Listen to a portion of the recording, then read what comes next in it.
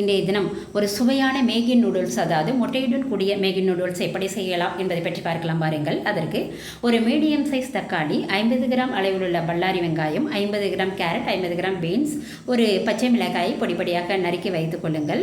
3 முட்டையும் எடுத்து வைத்துக் கொள்ளுங்கள். அடுத்ததாக ஒரு பாத்திரத்தில் தேவையான அளவிற்கு எண்ணெயை விட்டு தக்காளி வெங்காயம் சேர்த்து நன்கு வதக்குங்கள். பின்பு பச்சை மிளகாய், கேரட், பீன்ஸ் சேர்த்து நன்கு வதக்குங்கள். வதங்கிய பின்னர் அதனை ஒரு ஓரமாக ஒதுக்கி வைத்துவிட்டு 3 முட்டையும் உடைத்து நன்கு கிளறுங்கள்.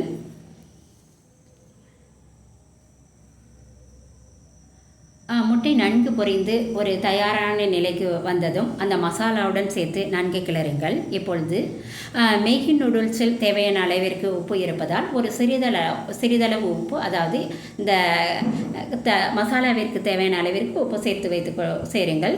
அடுத்ததாக ஒரு 1/4 ஸ்பூன் அளவிற்கு மஞ்சள் தூளையும் சேர்த்து ஒரு பாக்கெட்டிற்கு ஒரு டம்ளர் தண்ணீர் வீதம் 4 டம்ளர் தண்ணீர் சேர்த்து கொள்ளுங்கள்.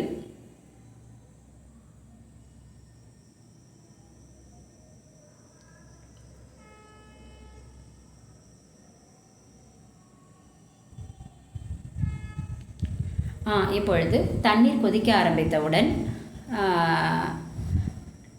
அந்த மேகி நூடுல்ஸை அதனுடன் சேருங்கள். ஒரு புறம் நன்கு வெந்ததும் மறுபுறம் திருப்பி விடுங்கள்.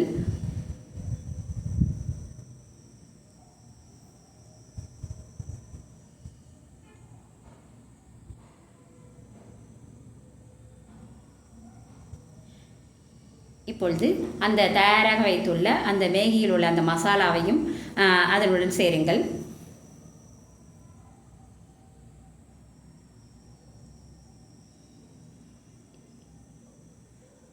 இப்பொழுது இந்த மேகி நன்கு வெந்ததும் ஒரு சுவையான முட்டை கலந்த ஒரு மேகி நூடுல்ஸ் தயார்.